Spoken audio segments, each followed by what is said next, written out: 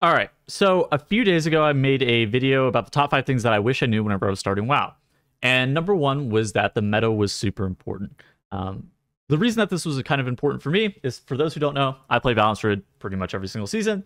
And some seasons I'm going to do better than others because sometimes the meta favors Balanced Druid and sometimes it doesn't. And one of the things that I wish I knew whenever I was starting was that the meta wasn't always going to favor me, and that wasn't necessarily because of who I was as a player, but that's kind of like the class that I was playing, right? And it was going to be difficult for me to sometimes achieve my goals if I was unwilling to reroll or unwilling to be FOTM every single season, or unwilling to network and, create groups and find people that play with me every single season regardless, right? And so I think that some people, whenever they watch that video, they kind of take it out of context or don't fully understand what I mean whenever I'm saying that the meta is very important. And I want to kind of try to take a second to take a step back and kind of explain exactly what I mean whenever I say that the meta is very important. Because I saw the other day that Bellular on a clip page, when he was talking about metagaming taking the fun out of WoW, but he references the video. I think there was a viewer submitted comment about the video itself. And so let's just take a listen to see exactly what was said. Something else I wanted to say, I was just saying, the problem is you also have people like Tettles releasing bullshit videos on M+, suggesting you reroll to the meta classes. Like, just stop. That's an interesting one because... No, it's not his fault, because like, what his job is to...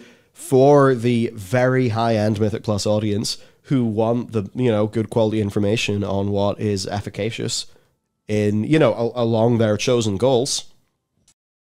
Okay. So I want this to be perfectly clear. I'm not advocating that people reroll. I don't necessarily reroll most seasons. I kind of just play Balanced Druid every single season. But I think that going into the season, understanding that the meta matters is super important. Let's also kind of define a meta. So it stands for most effective tactics available. And typically what a meta for World of Warcraft looks like is basically some specializations make keys easier in some tangible way. Whether it be Outlaw Rogue's the only spec in the game that can kill explosives. Whether it be God Comp from last season making keys multiple key levels easier in some tangible way due to survivability and damage. There was like a Destro Warlock Survival Hunter season that made keys much easier in that way as well. So typically it comes down to mostly a mixture of damage and utility, although survivability from tank's perspective and DPS perspective is important, and like healing throughput can matter for healers sometimes.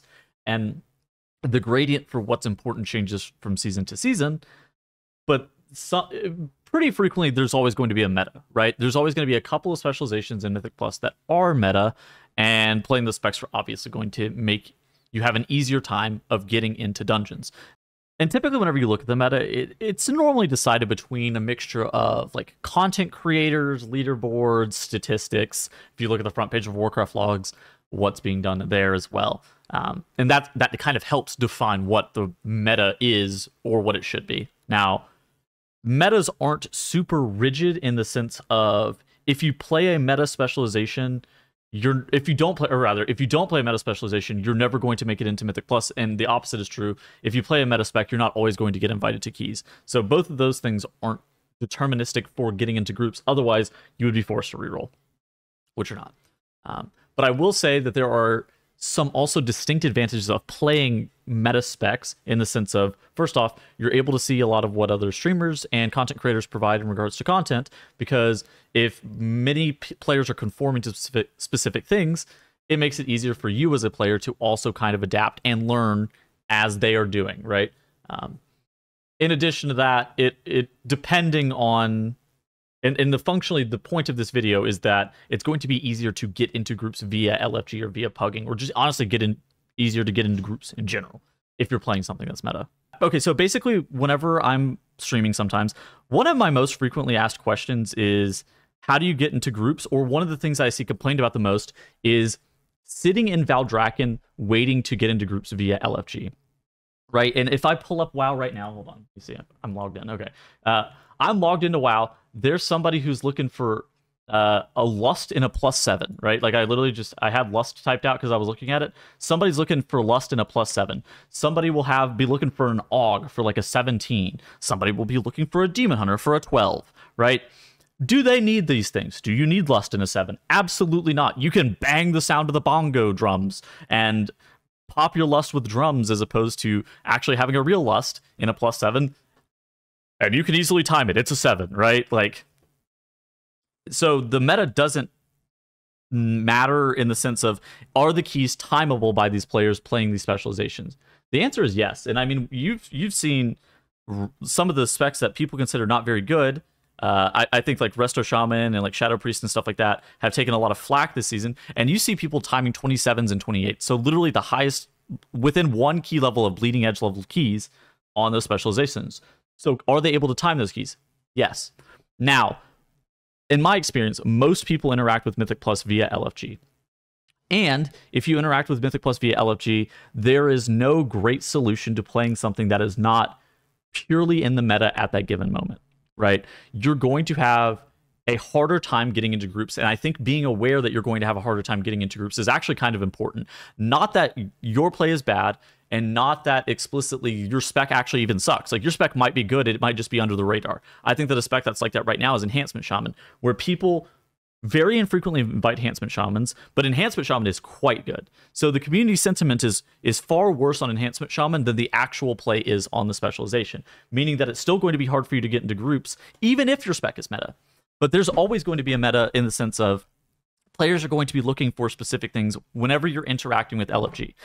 Now, again, and this is something that I said in that video, one of the easiest ways around this is either first off making your own groups. And so whenever you're creating your own group in LFG, you're able to kind of see what players are applying to your group. So say you make your own group, the only thing you see from the players is their score, their name, and the spec that they play. And it makes sense that the meta matters whenever you're interacting with LFG, right? Because whenever you're only looking at their score, their name, and the spec they play, you're going to want to play with the best specs with the highest score, right? And very few people want to do keys that they view are below their skill level, right? That they believe that are below the skill level of which they can personally perform at. And with that being the case, that means that you're going to be looking to do keys that are at least equal with your skill, or at least a little bit better than what your previous score was, right? Because you want to be continuously growing and gaining score. And so via LFG, that's hard if people are only looking at your spec, only looking at what score you have previously, because then it's going to be harder for you to get into a group. Now, you can either, again, make your own groups via LFG. You can play with friends, which I personally, this is what I do, right? Like, I play with friends. I'm not sitting here trying to pug as a balance druid, right? I'm going to go and instead play with my friends because I know that they don't care that I play a Moonkin, and it doesn't matter, right? But at the same point, saying that the meta doesn't matter isn't exactly accurate, right? Because I think that you're going to be fighting an uphill battle if you're playing something that's off meta. And I'm not saying that you're re-rolling. I'm just saying that you need to be aware that sometimes this is going to be the case, that you're going to end up having to sit in LFG for a long time, right? Whenever you look at timed runs across all key levels, you see it's actually a pretty decent spread across all specs and all classes. And then once you start to go higher up, it starts to really narrow down. And honestly, even at like the 25 level, all specs are capable of timing these level keys, but fewer and fewer specs are actually being brought. And now it's not necessarily because it makes them incapable, but it becomes easier, right? And it's not necessarily that it even becomes easier, but people believe that it becomes easier. And so that's why you even saw God Comp run so heavily rampant, even in like medium to low level keys last season, where everybody was looking for an Aug Evoker, a Fire Mage, or a Shadow Priest for like a 17. That wasn't necessary. Like, you could have played a whatever Ret Paladin, Elemental Shaman, Feral Druid in a 17 and have timed the key easily. But I really, really, really want to reiterate that you don't have to reroll. But if your main source of interacting with Mythic Plus content is going to be via LFG, you're going to have a hard time playing off meta if you are the person who is applying to groups. Now, there are ways around this. I think that making your own group is always going to be the preferred strategy, because then you're that person that's able to be picky about playing with FOTM, right? You're that person who's able to be picky about playing with only meta specializations, right? Or if you want to take a moral stance, you can invite whoever you want. Realistically, it doesn't matter. But yeah, but I also believe that saying that the meta doesn't matter is not very genuine, right? Like, you're going to have a harder time if you're not playing something that's meta, just getting into groups, right? And I think that getting a volume of keys, doing more Mythic Plus dungeons is, first off, a better experience for general audience players, and something that you need to do to be able to even like grow or get better as a player, right? So say your goals are doing portals or getting the portals every single season.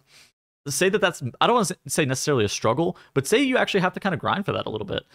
It's going to be easier whenever you're pugging via LFG if you're playing something that's meta versus if you're playing something that's not. Now, is it impossible if you're not playing something that's meta? Absolutely not. In fact, every single specialization can easily do all dungeons on a 20. That's not the point. Now, it's going to be harder to get into groups unless you are taking steps that are not super clear as to how you're going to be making these groups, right? Whether, again, it's you make a group or you find a group of friends. And I don't think that being like, just find a group of 4 other like-minded players with you that bring you to every single key session and set up the groups for you and set up the times that you show up is reasonable to say to people either. But also not telling them that the meta is going to either make their experience a little bit different from season to season is also just flat out lying.